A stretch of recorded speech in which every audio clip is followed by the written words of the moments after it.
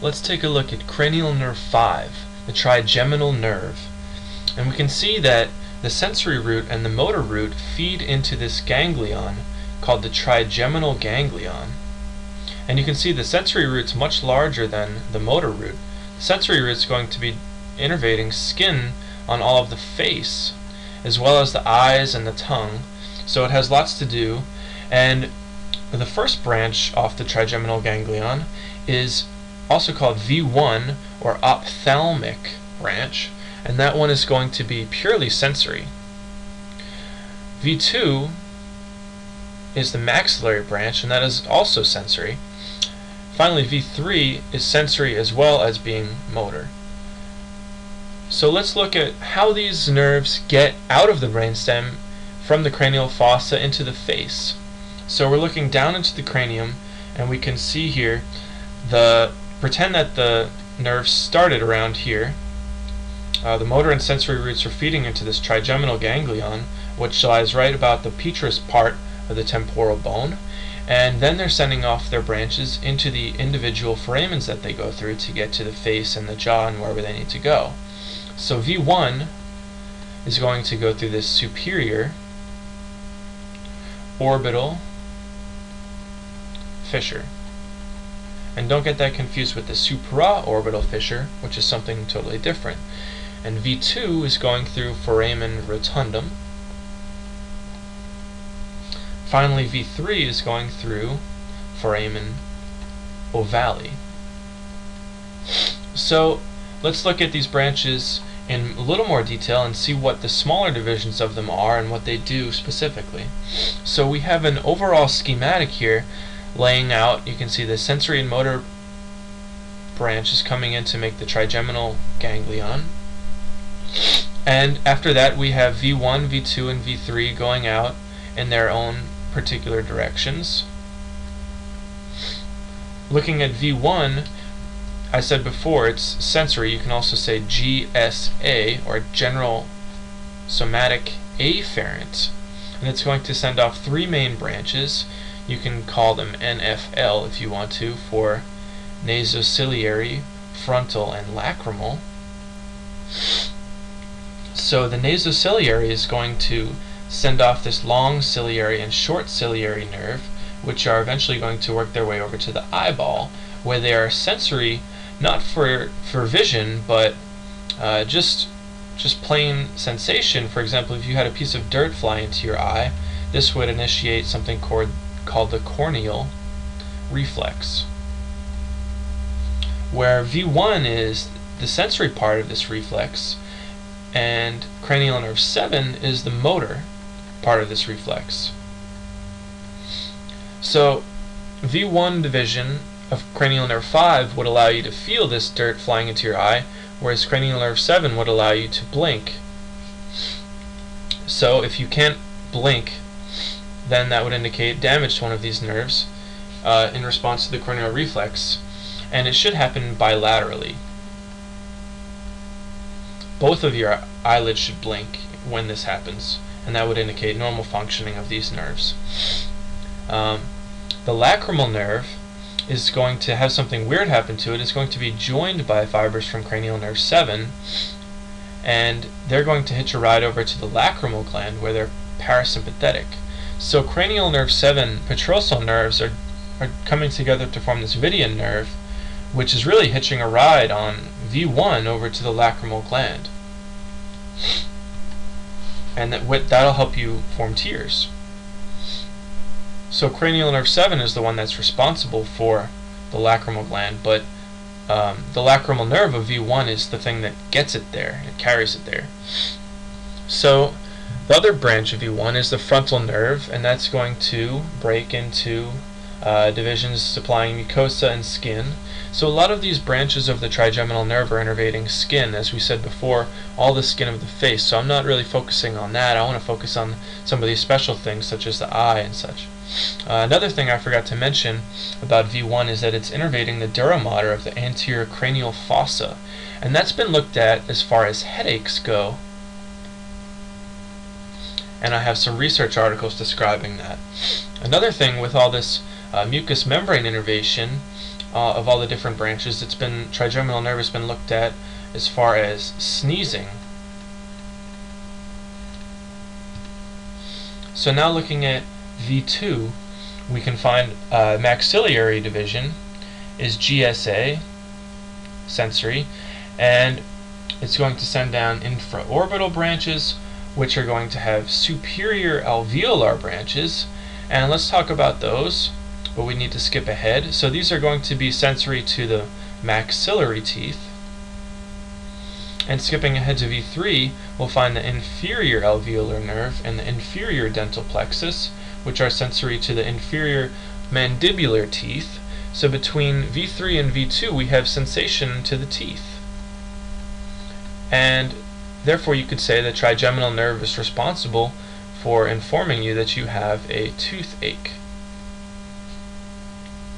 So going back to V2, we can see there's more branches I didn't get into: greater and lesser palatine nerves, mucous membrane innervation, infraorbital innervating sinus mucosa, more skin of the cheek, and it's going to innervate skin of the inside and outside of the cheek for sensation.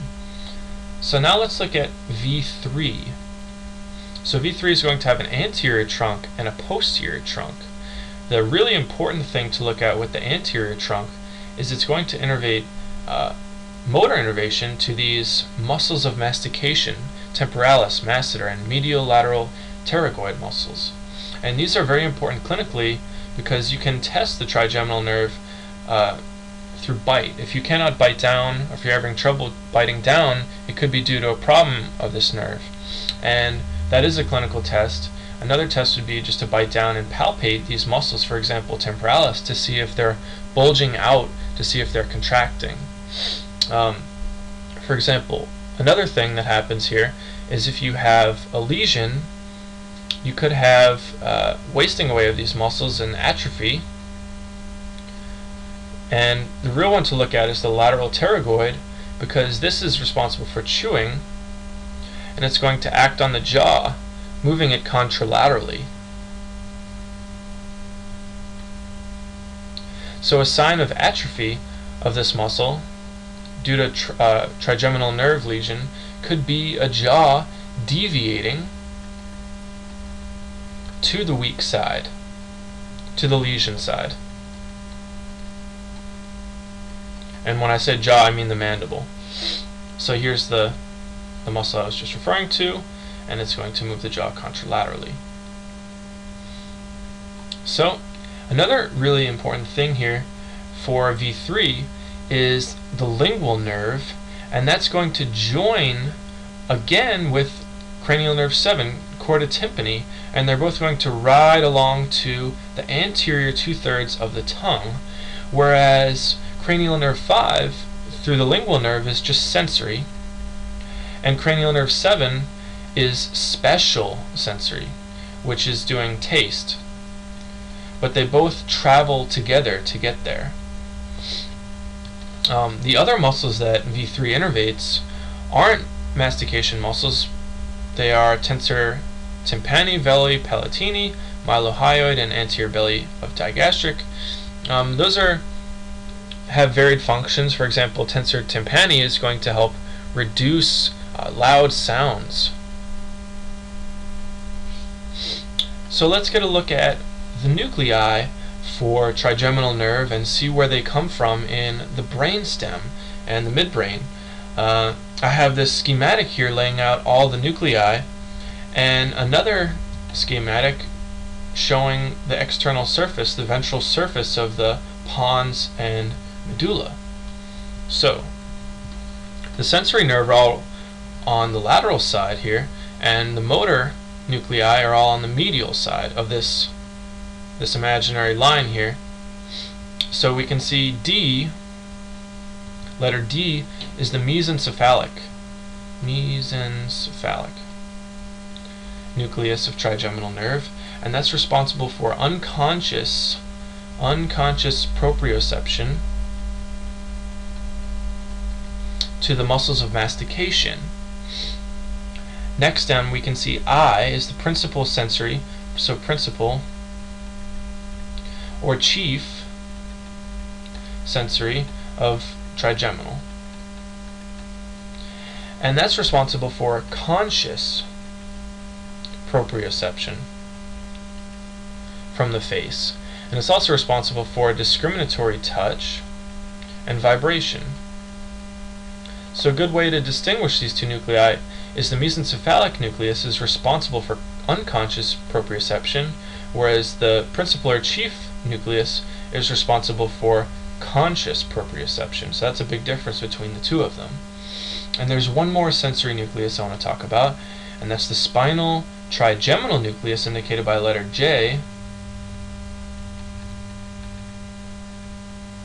And that's responsible for the modalities of pain and temperature. So those are the three sensory nuclei, and those are going to form the sensory root. Whereas you can see over here, this small one exiting from the pons is the sensory root of trigeminal nerve. And now let's talk about the motor nuclei.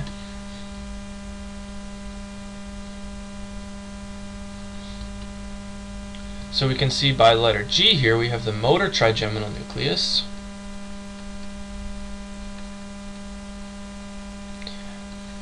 And that's going to be motor to the muscles of mastication. And you can see that exiting from the pons right here. The sensory one is the big one, and the motor one is the small one. And they're exiting from the pons. This here is the pons. And just for reference, this is the cerebellum, and this is the medulla. And this is the midbrain up here. So, let's look at a dorsal view of the same thing.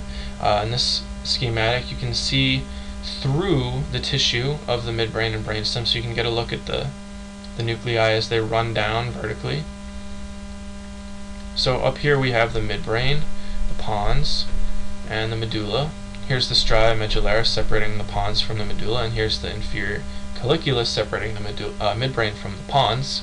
And I have a transverse section of the rostral pons, which is about this region right here, the upper or so half of the pons. And over here you can see labeled as the mesencephalic nucleus, and that would lie right about here.